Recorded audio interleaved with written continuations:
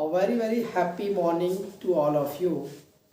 आज मैं आप लोग सभी लोगों के लिए स्पोकन इंग्लिश का नेक्स्ट वीडियो क्लास लेकर के आया हूँ और जिसमें हम लोग आज जो है सिलेबल्स के बारे में, सिलेबल्स और सिलेबल को कैसे हम पहचानेंगे कि दिया हुआ सिलेबल जो है ये मोनोसिलेबिक है या बाईसिलेबिक है या पॉलीसिलेबिक है और कैसे उसके हम पार्ट्स करेंगे और किस तरह से उसको हम डिवाइड करेंगे।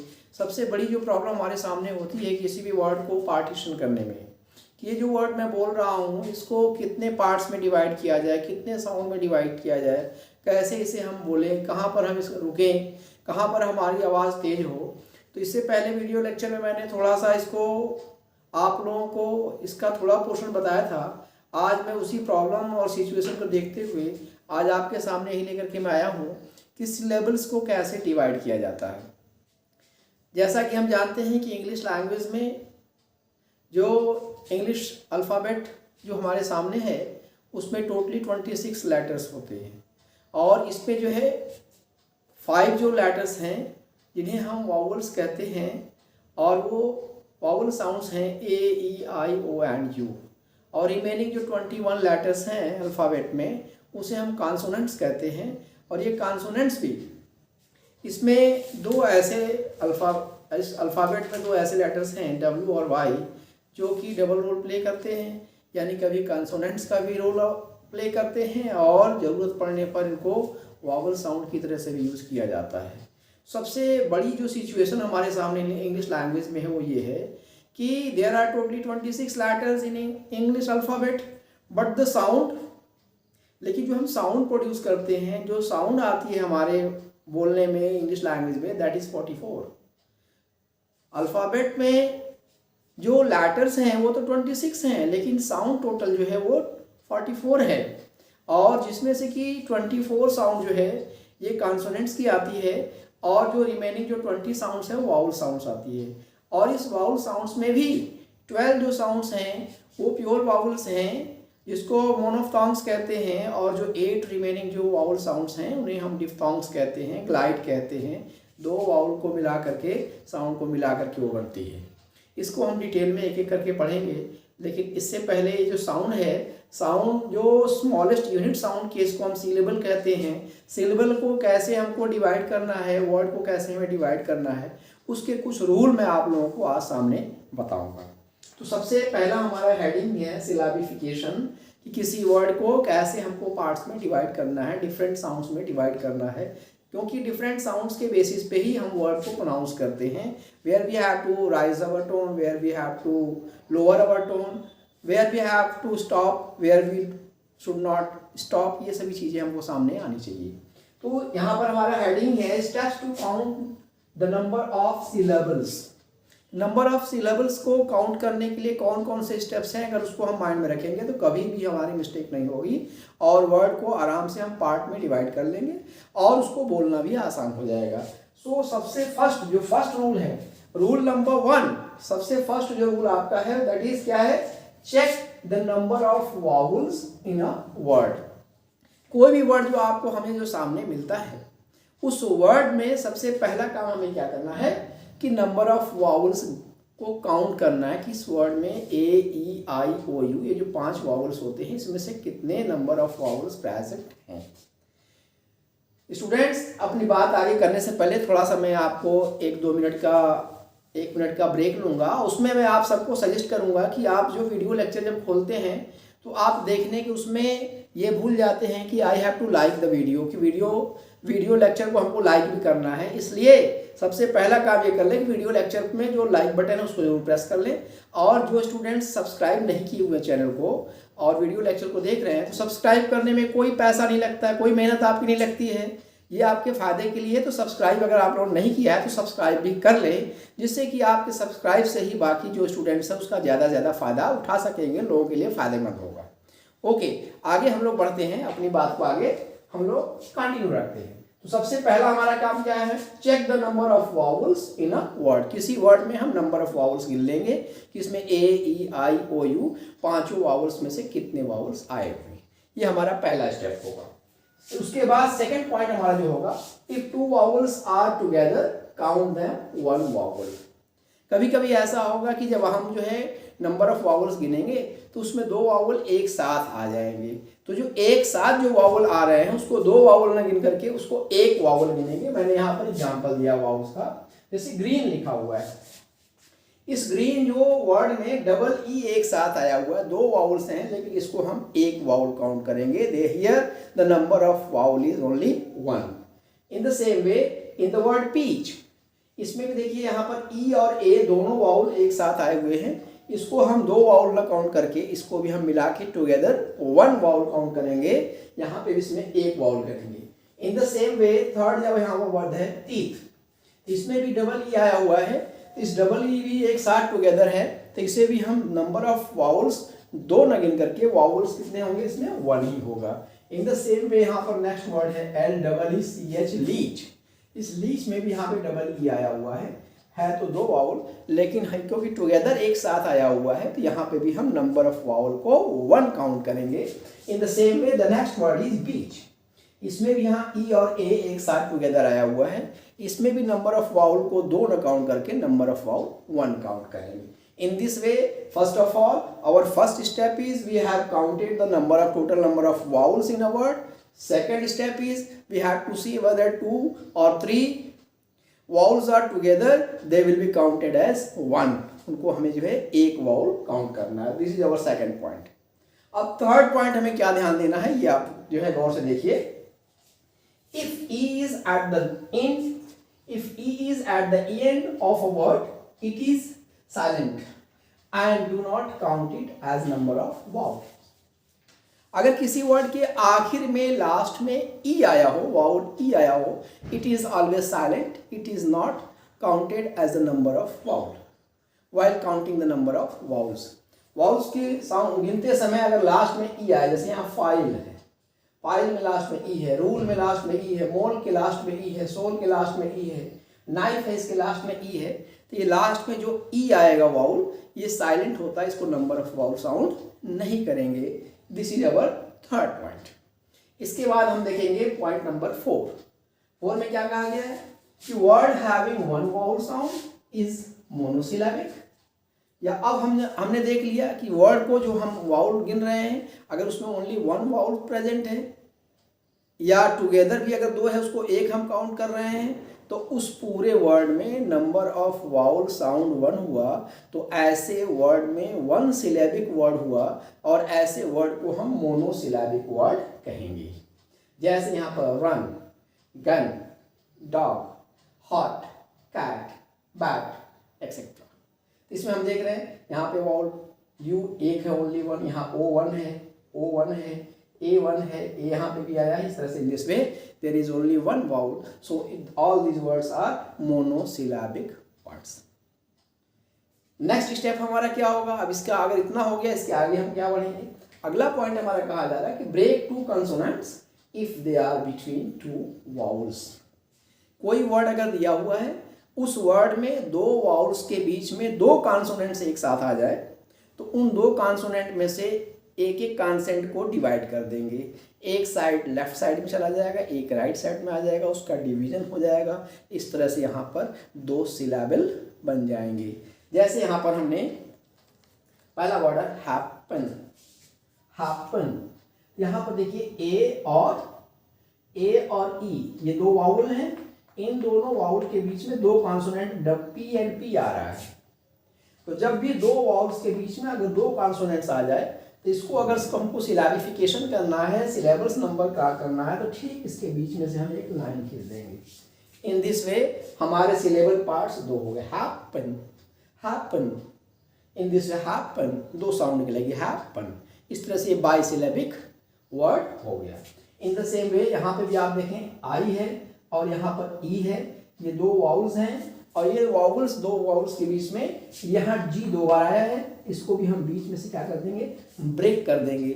और इन दिस वे हमारा वर्ड बिगर, बिगर, बिगर। इस तरह से हमारा दो पार्ट बन गया। इन द सेम वे यहाँ पर भी देखिए एस यू, यहाँ पर यू एक वाउल है एक ई है, इन दोनों के बीच में डबल एफ आया है, इसको हम बीच में से क्या कर देंगे, पार्ट्स कर देंगे। इस तरह से हमारा सफ, सफर, सफर। इस तरह से हमारे दो सिलेबल्स बन गए 1 and 2। इन द सेम वे हमारा नेक्स्ट वर्ड है येलो, येलो, YELLOW। यहाँ पे भी देखिए ई और ओ ये दो वावल्स हैं, इन दो वावल्स के बीच में दो एल आया हुआ कॉन्सोनेंट, तो इसको भी हम दो पार्ट में इस तरह से डिवाइड कर लेंगे like this.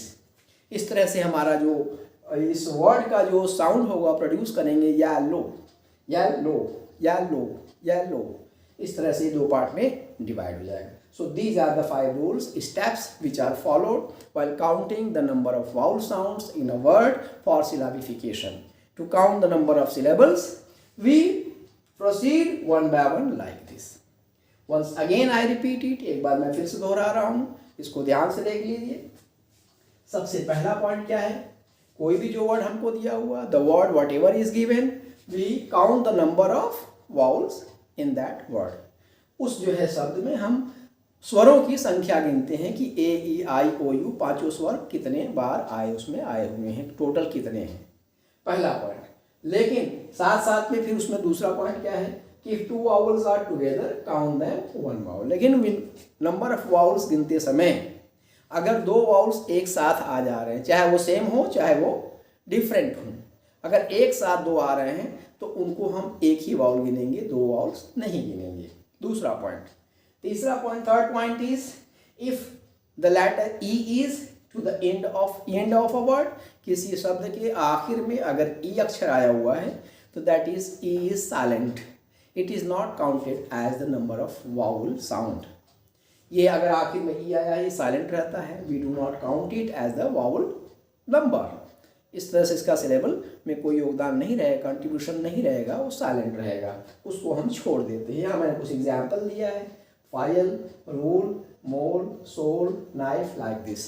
All these words have E to their end, but E is silent, so it has no contribution in the syllable. Fourth rule क्या है हमारा कि word having one vowel sound is monosyllabic. अब किसी word में हमने देखा कि कोई केवल एक वाउल साउंड अगर आ रही है, 1 सिलेबल है, तो उसमें जो है उस वर्ड को हम जो कैटेगरी में डिवाइड करेंगे उसे हम मोनोसिलेबिक वर्ड कहेंगे। पांचवा रूल मैंने आपको बताया कि break 2 consonants if they are between 2 vowels. अगर किसी वर्ड में 2 कॉन्सोनेंट एक साथ आ रहे हैं और उसके लेफ्ट और राइट में क्या है, वावल्स हैं, तो इन दोनों वावल्स के बीच में जो 2 कॉन्सोनेंट्स हैं उसमें एक एक को दोनों तरफ डिवाइड किया जाएगा, left and right. In this वे यहाँ पर 2 सिलेबल साउंड हो जाएंगे, सिलेबल हैपन। यहाँ पर 2 पी है, डबल पी एक साथ आया है, ए और ई 2 वावल्स हैं, इनके बीच में आया है, इसको हमने डिवाइड किया hyphen.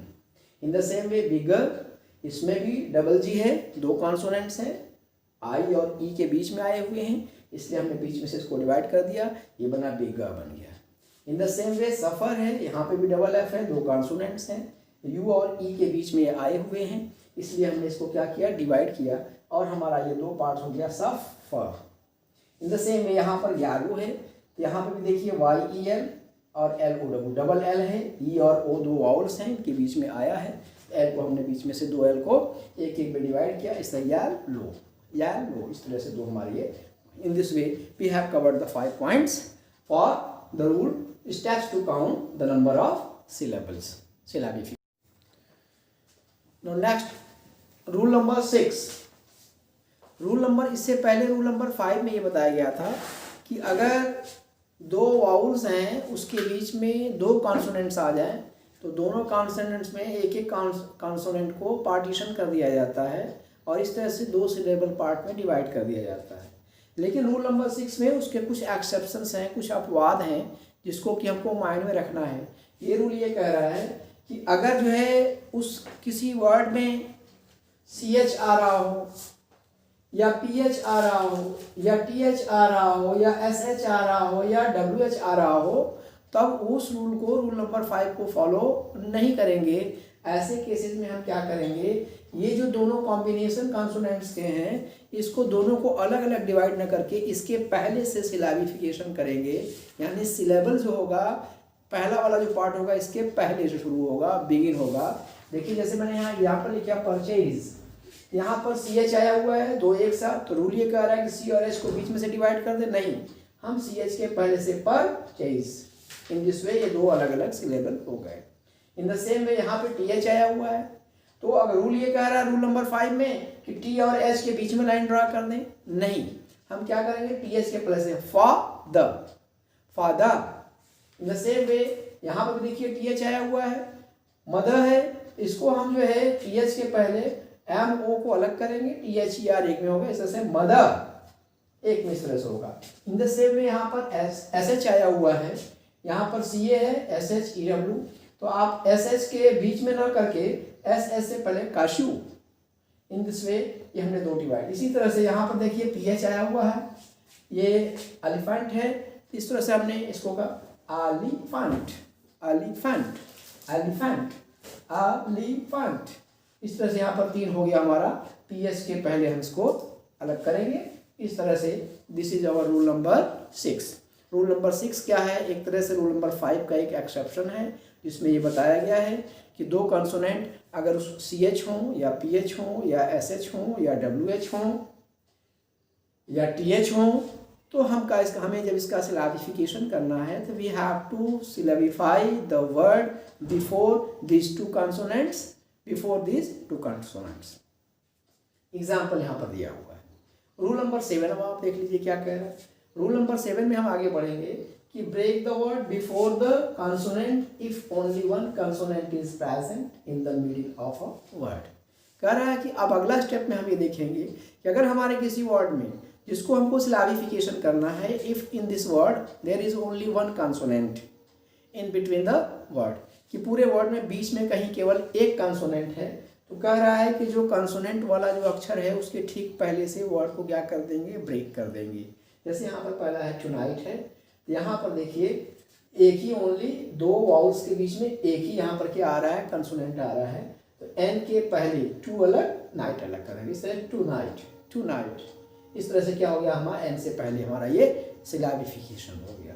In the same way यहाँ पे भी देखिए ओ और ए दो कंसोनेंट हैं, इसके बीच में ओनली वन ओ और ए क्या है, दो वाउल्स हैं और उसके बीच में केवल एक कंसोनेंट डी आ रहा है। इस वर्ड को अलग करने के लिए हमने इस जो कंसोनेंट डी है इसके पहले से लिया, इससे टुडे, टू अलग हो गया, DAY अलग हो गई, today. In the same way यहाँ पर देखिए ई और आई दो वाउल्स है, उसके बीच में ओनली वन कंसोनेंट आ रहा है, इसमें भी रूल यही है कि जो ओनली वन कंसोनेंट है उसके पहले पार्ट करेंगे, इस तरह से डेविल, डेविल। इस तरह से हमने क्या किया, इसको सिलेबिफाई कर लिया। This is our rule number 7 कि if there is only one consonant in between two vowels in a word, then we syllabify the word before the consonant. Rule number 8. Rule number 8 बहुत ही important है, इसको हमको अच्छे से समझना है, mind में रखना है। What does this rule say? कि if in a word there is LE, if there is LE in a word, LE has the capacity to hold the consonant before it. So we never separate classify the consonant having before LE. It is left, and we classify the syllables before the consonant with LE.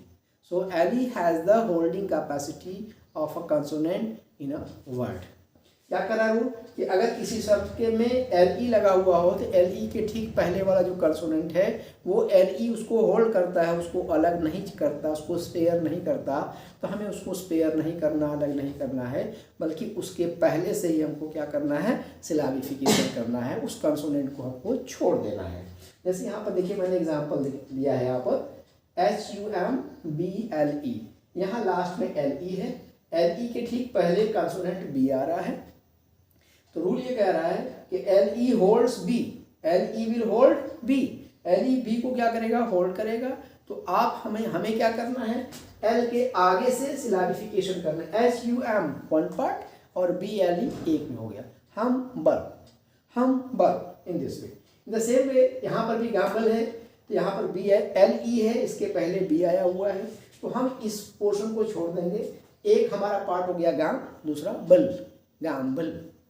In the same way यहाँ पर देखिए tumble है, BLE है, इसके पहले B आया हुआ है, फिर यहाँ पे कंसोनेंट आया L के पहले, LE के पहले, तो हम इस पोर्शन को फिर छोड़ देंगे, सिलेबिफिकेशन जो करेंगे तो पहले TUM एक में, B एक में, tumble, like this. The same way stable, trouble, handle, like this. We have to remember this rule. Whenever we have LE in the end and there is a consonant before LE, we always syllabify the word after the consonant holding LE. This is rule number 8. Now the last rule, rule number 9 is the last rule for syllabification. See carefully. Rule number 9 says prefixes and suffixes are treated as separate syllables. When a word is formed of having prefix or suffix, so the prefix or suffix added to a word is always treated as a separate syllable. क्या कहा जा रहा है? Prefix हम जानते हैं, prefix is a letter or group of letters which is added before a root word, and suffixes are letters or group of letters which are added to the last of a word. यानी prefix ऐसे अक्षर या अक्षरों के समूह हैं जिसे किसी शब्द के पहले लगाया जाता है, पहले जोड़ दिया जाता है, और सफिक्स ऐसे अक्षर या अक्षरों का समूह है जिसे किसी शब्द के बाद में जोड़ दिया जाता है। यहाँ पर रूल ये कह रहा है कि अगर किसी वर्ड में प्रेफिक्स और सफिक्स भी ऐड है पहले से, तो जो प्रेफिक्स है और सफिक्स है उसको सेपरेट सिलेबल की तरह से, साउंड की तरह से प्रोड्यूस किया जाता है। जैसे यहाँ पर प्रीमैच्योर है, प्रीमैच्योर, इसमें प्री जो है पहले से क्या है, ये प्रेफिक्स है। प्री इज पहले से क्या है, प्रेफिक्स है, पी फॉर प्रेफिक्स, इसलिए हम प्री को अलग सेपरेट सिलेबल कहेंगे, मैच्योर अलग। इंग्लिश में इसको पढ़ेंगे premature. In the same way un, यहाँ पर फिर क्या है, प्रेफिक्स है और डू इसके बाद का वर्ड है। In this way un do, un is a separate syllable. In the same way un salt, un यहाँ पर फिर क्या है, प्रेफिक्स है। इस तरह से दो हमारे जो हो गए, ये अन क्या हो गया, एक सेपरेट सिलेबल हो गया, unsolved. The same way unveil is a prefix. The same way remind, इसमें री क्या है, यहाँ प्रेफिक्स पहले से है। इन दिस वे री प्लस माइंड, रिमाइंड, री हमारा क्या हो गया, सेपरेट सिलेबल हो गया। इन the same way regain, this is your regain, यहाँ पर री क्या है, पहले से प्रेफिक्स है, और गेन क्या हो गया, एक रूट वर्ड हो गया, रिगेन। द सेम वे यहाँ पर नीचे देखिए होपलेस, होपलेस में एल, होपलेस में लेस क्या है, ये सफिक्स है। In this way less is a separate suffix, separate you can say syllable, इस तरह से hopeless. Careless separate suffix. Beautiful, यहाँ पर ब्यूटीफुल क्या हो गया, ये सफिक्स हो गया, दिस वे। हैंडसम, सम क्या हो गया हमारा, सफिक्स हो गया।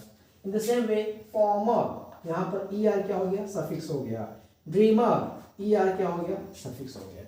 In this way, suffixes and prefixes are treated as separate syllables. So these are the 9 rules we have covered to count the number of syllables in a given word. And when we count the number of syllables in a word correctly, then only we can pronounce a word in a correct and exact way.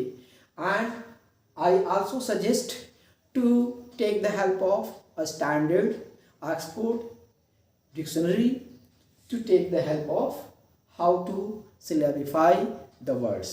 इस तरह से आज हमने ये cover किया कि word में syllables को काउंट कैसे किया जाता है, क्योंकि ये this is the main problem.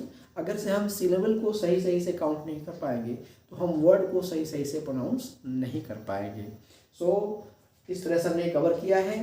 तो अब I do expect from you कि you go through the words given, wherever you find the words we try to syllabify it, और उसको आप देखें करके कि आप जो है इस रूल्स को क्लियर हो रहा है कि नहीं। पहले इस रूल को माइंड में 8 या 9 जो रूल हैं इसको अच्छे से मगअप कर ले, और मगअप करके और उसके बाद 1 बाय 1 इस तरह से प्रैक्टिस करें, ट्राई करें, और जिससे कि हमारी स्पोकन इंग्लिश बेहतरीन हो जाए, अच्छी हो जाए। आज के लिए आप लोगों के लिए बस इतना ही। बस अब मैं ये चाहूँगा कि आप लोग इस लेक्चर को देखने के बाद सब्सक्राइब करना, जिन्होंने सब्सक्राइब चैनल को नहीं किया है सब्सक्राइब ज़रूर कर लें, और उसको लाइक करना ना भूलें, क्योंकि पिछले जो वीडियो लेक्चर हैं उसमें आपने देखा तो बहुत उससे फ़ायदा उठाया, लेकिन लाइक करना बहुत से स्टूडेंट्स भूल जाते हैं। तो mind it, always give a like and subscribe the channel if you have not subscribe. आज के लिए बस इतना ही। अगले वीडियो लेक्चर में हम फिर मिलेंगे। Wish you a best of luck and